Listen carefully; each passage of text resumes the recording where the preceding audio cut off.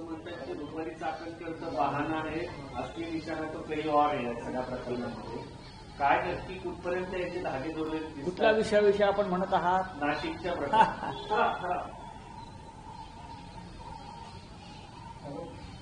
Kharat file, एपिस्टिन file नंतर महाराष्ट्रात Kharat file. सगळ्यात आधी मी कुठल्या विषयाविषयी आपण म्हणत आहात? महाराष्ट्र राज्याचे मुख्यमंत्री आणि गृहमंत्री देवेंद्र फडणवीस यांचं अभिनंदन करतो. एपिस्टिन फाईल नंतर या खरात प्रकरणाची सगळ्यात आधी मी पाळमुळं उखडून काढण्यासाठी महाराष्ट्र राज्याचे मुख्यमंत्री आणि गृहमंत्री त्यांनी जी मोहीम गृह खात्याच्या माध्यमातून राबवली आणि त्या संदर्भातली माहिती आता समोर येते. या महाराष्ट्राला कलंकित करणारी, बदनाम करणारी अशा प्रकारची कृत्य, त्याचे सूत्रधार आणि त्यांना माध्यमातून राबवून राजकीय सामाजिक प्रतिष्ठा देणारे पुढारी, मंत्री, या सगळ्यांचे धावे मुख्यमंत्र्यांच्या कारवाईमुळे दणाणलेले दिसत आहेत. त्याचे सूत्रधार मुख्यमंत्र्यांचं अभिनंदन मी यासाठी करतो की आम्ही त्यांच्यावर नेहमी टीका करतो. या प्रकरणात आम्ही कालही त्यांच्यावर नक्कीच टीका केलेली आहे. पण जसजशी माहिती समोर येते ती पाहता की गेल्या साधारण 15 दिवसापासून अत्यंत गुप्तपणे मुख्यमंत्र्यांचं अभिनंदन मी यासाठी मुख्यमंत्र्यांनी या खरात फाईल संदर्भात कारवाईचे आदेश दिले होते आणि त्यानुसार पोलिसांची पथकं काम करत होती आणि ते ऑपरेशन यशस्वी झाले. महाराष्ट्राला एक फार मोठी परंपरा आहे मुख्यमंत्र्यांनी, ती म्हणजे सामाजिक चळवळीची. या खरात फाईल संदर्भात कारवाईचे पुरोगामी विचारांची त्यानुसार पोलिसांची पथकं काम करत होती आणि अंधश्रद्धेविरुद्ध लढण्याची. या परंपरेला गेल्या काही काळापासून डाग लावण्याचं काम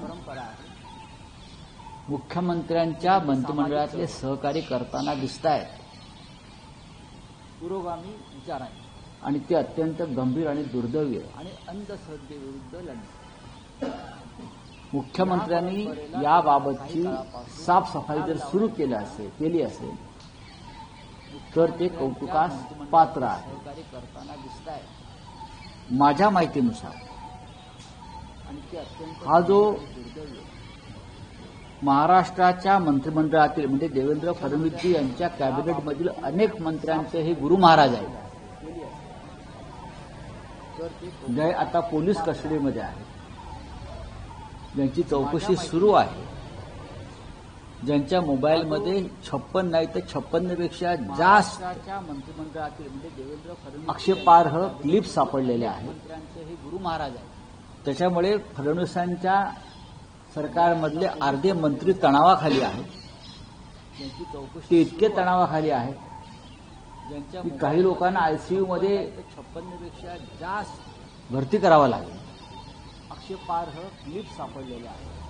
जी माहिती माझ्या समोर येते त्याच्यामुळे त्यानुसार सरकारमधल्या या भोंदू बाबांना जी माहिती दिली आहे पोलिसांनी ती अत्यंत गोपनीय दिली असली तणावाखाली आहे तरी महाराष्ट्राच्या सध्याच्या मंत्रिमंडळातले भरती करावा लागेल 9 मंत्री हे या भोंदू बाबाचे नियमित भक्त होते आणि त्यांच्याकडे जाऊन रेग्युलर काही भोंदू बाबांना जी माहिती दिली अत्यंत घृणास्पद प्रकारचे विधी करत होते. तरी महाराष्ट्राच्या सध्याच्या मंत्रिमंडळातले ही अंधश्रद्धा आहे. त्याहीपेक्षा 9 मंत्री महाराष्ट्राच्या प्रतिमेला कलंकित करणारे हे प्रकरण होते.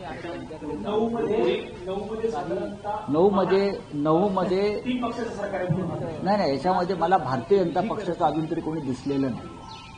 जी नावं मी समोर पाहिली अंधश्रद्धा आहे. याच्यामध्ये भारतीय जनता पक्षाचे कॅबिनेटमधले कोणी लोक मला अद्याप तरी दिसत नाहीये.